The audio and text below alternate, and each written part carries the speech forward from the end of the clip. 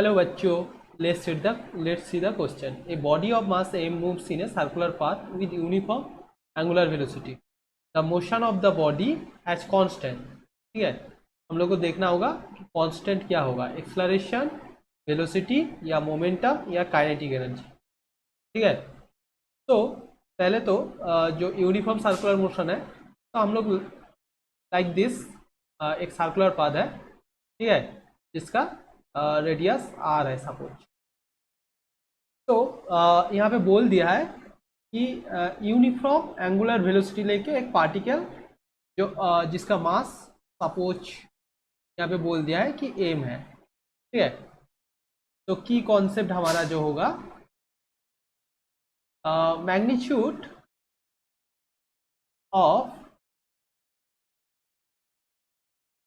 Angular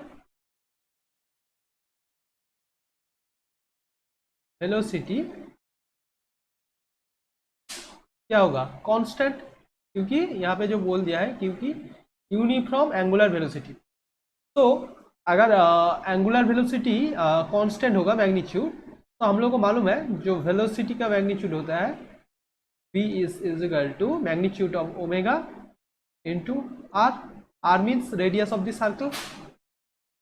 okay, तो omega magnitude mod omega is constant and radius is constant. So velocity का जो magnitude है और हम लोग जिसे स्पीड कहते हैं, स्पीड इज कांस्टेंट. ठीक है, नाउ लेकिन इसका जो डायरेक्शन होगा तो हम लोग को मालूम है कि रेडियल नहीं, टेंजेंशियल बराबर उस सर्कुलर पाथ के. ठीक है, तो डायरेक्शन है, डायरेक्शन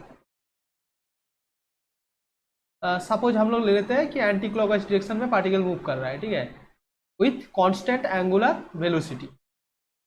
ओके, लेकिन वेलोसिटी का जो डायरेक्शन होगा वो हर समय टेंजेंशियल बराबर, जब पार्टिकल यहाँ पे रहेगा जो वेलोसिटी का डायरेक्शन है इस डायरेक्शन में, या यहाँ पे आ जाएगा तो पार्टिकल का डायरेक्शन इस डायरेक्शन में. ठीक है, तो वेलोसिटी का डायरेक्शन चेंज हो रहा है. Direction of velocity is tangent to the circle. Okay, now जो डायरेक्शन है वो हर समय चेंज हो रहा है, तो वेलोसिटी का जो डायरेक्शन चेंज हो रहा है, इस वजह से हम लोग को मालूम है एक एक्सेलरेशन आता है जिसे हम लोग कहते हैं क्या, सेंट्रीपिटल एक्सेलरेशन. ओके, जिसका direction radially towards the centre. Suppose radial acceleration A R हम डिफाइन कर लेते हैं. ठीक है, तो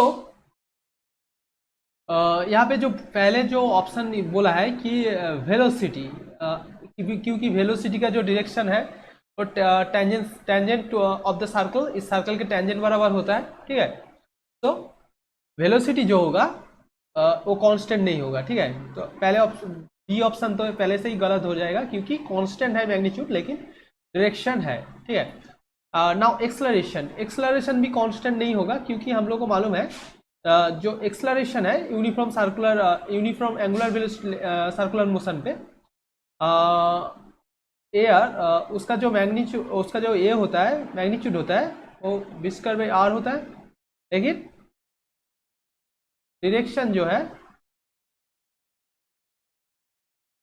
direction of air is radially towards the center of circle, center of circle. ठीक है, तो एक्सेलरेशन भी हमारा यहाँ पे कांस्टेंट नहीं होगा. नाउ चेक कर लेते हैं ऑप्शन सी. ऑप्शन सी पे बोला है मोमेंटम. तो जो मोमेंटम होता है हम लोग को मालूम है, मोमेंटम